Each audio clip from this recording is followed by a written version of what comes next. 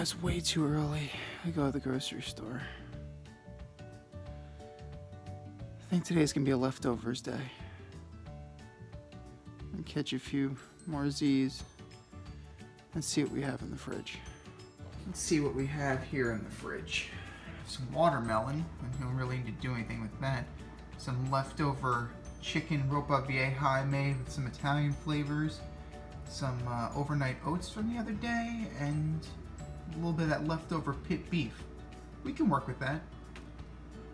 I don't know about you guys, but I have a few family members that will absolutely not touch leftovers. Like, they hate them. They, as soon as it gets cold, no, I've lost interest, want nothing to do with it. Even something like pizza. Who doesn't love cold pizza? But I'm not here to knock fresh food. Fresh is best. There's no discussion there. When possible, eat fresh food. But some foods do get better as they sit. Look at our overnight oats, for example. The whole point is that they're sitting. They're not getting cooked at all. And we can use that to our advantage in our dessert. Our ropa vieja has been sitting for like a day now, and those flavors are getting more developed. They're mixing together. They're getting nice and happy. And we can use that to our advantage. As always, we're going to start with dessert first because it takes the longest to make, and we have a few components to put this whole thing together that will all in all make for a complete dish. We're going to start with our overnight oat cake, gluten-free, and also egg-free. We'll be using frozen bananas instead of the one egg called for in a recipe. But you can definitely use the egg as well, and you can add the bananas for flavoring.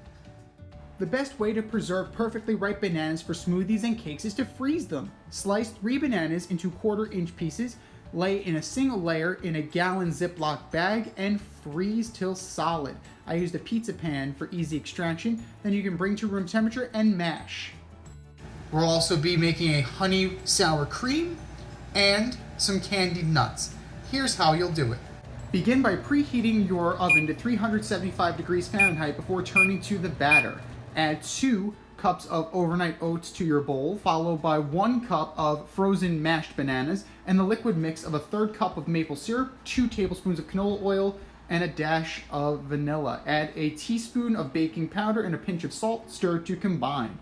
Grease your muffin tins and add in the batter, a 1/4 cup at a time. You want to be as even as possible to ensure even cooking times. Then, place in your oven and bake at 375 degrees for 30 to 35 minutes or until the tops are springy when touched. To make the honey sour cream, add 2 heaping tablespoons of sour cream and loosen up with a stir. Then, it's time for the honey. A teaspoon overall, and it's going to take a while, especially when you need to get a new bottle. Stir and set aside. Time to candy some nuts. Set up your station and heat your skillet over medium for 5 to 7 minutes before adding 2 tablespoons of butter and 2 tablespoons of brown sugar to your skillet. Then add about a teaspoon of corn syrup. That'll ensure that the crystals don't form before we add in our nuts. Let heat like so.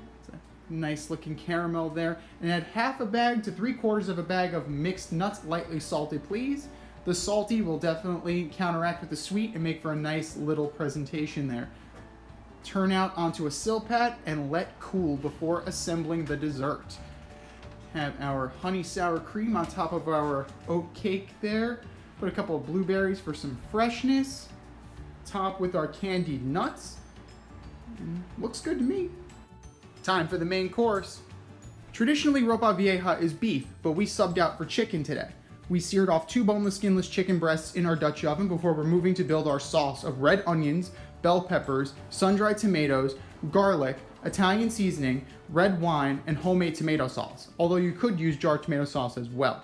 Shred the chicken, add back in with manzanilla olives, and stew down for an hour before putting on a long loaf of Italian bread, topping with mozzarella cheese, and putting in the oven to melt the cheese.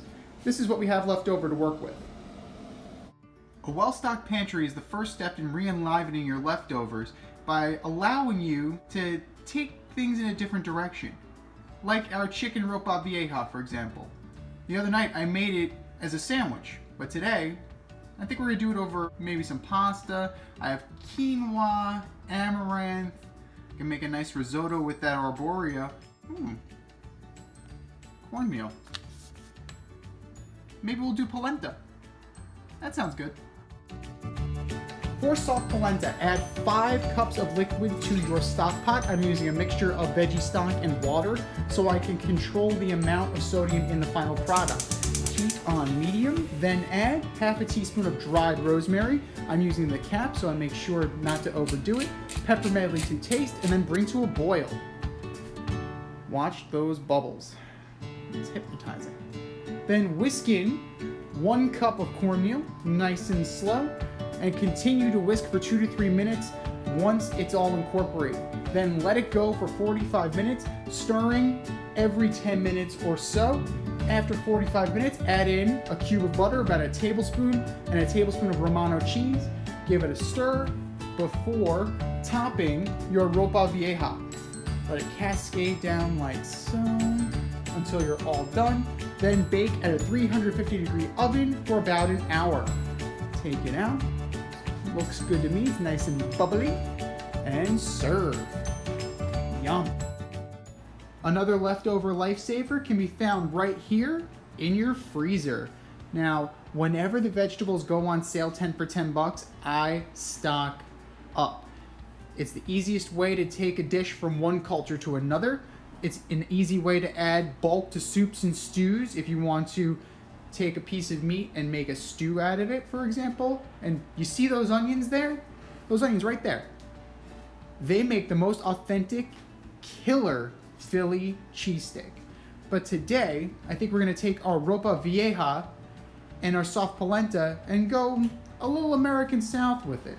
That spinach is gonna be a great vehicle for that. We'll add some oil, some vinegar, some red pepper flake, and really brighten up the dish. Oh, and the fudge bars? Don't be jealous. Heat an 8-inch skillet over medium, then peel and dice 1 small onion. Best technique is planks, then sticks, then cubes. Smash 3 cloves of garlic and give a rough chop so it's nice and fine before adding a teaspoon of extra virgin olive oil and a 1/4 teaspoon of red pepper flakes to the pan.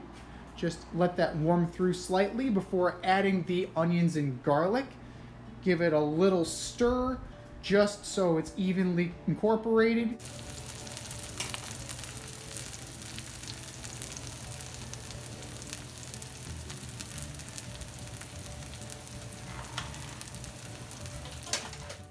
Another great group of ingredients to liven up your leftovers: stocks, broths, and vinegars.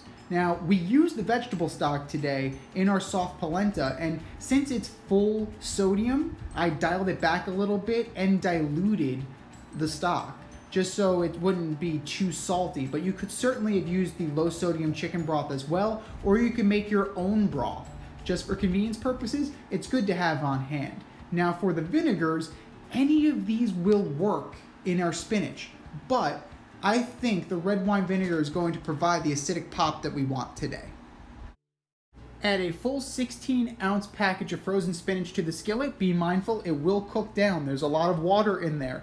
Add a generous pinch of kosher salt and pepper medley to taste before adding the vinegar. Now we're gonna go once around the pan with the red wine vinegar like so. If you're gonna twist my arm, I'd say it's about a 1/4 cup, but I eyeballed it. Give it a nice little stir just so the vinegar's not settled on top, and we're gonna lid it up. If you have a pan with a lid, definitely use it. I don't, so I'm using aluminum foil today.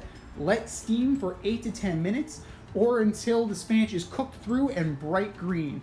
Serve on the side, or like we're doing today, on top of the polenta and ropa vieja.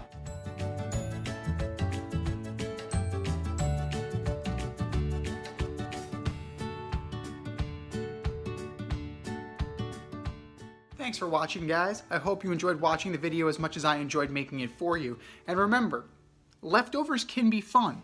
You just have to use what you have on hand and think outside the box a little bit. As always, subscribe to my YouTube channel, follow me on Instagram, same name as You Eat It, and follow me on Facebook, same name as You Eat It. And remember, cook how you want to cook, eat how you want to eat, Play with your food how you want to play with your food. Eat as you eat it. Best thing about these cakes, guys, not much sugar. So they make a really good breakfast item too. Cheers.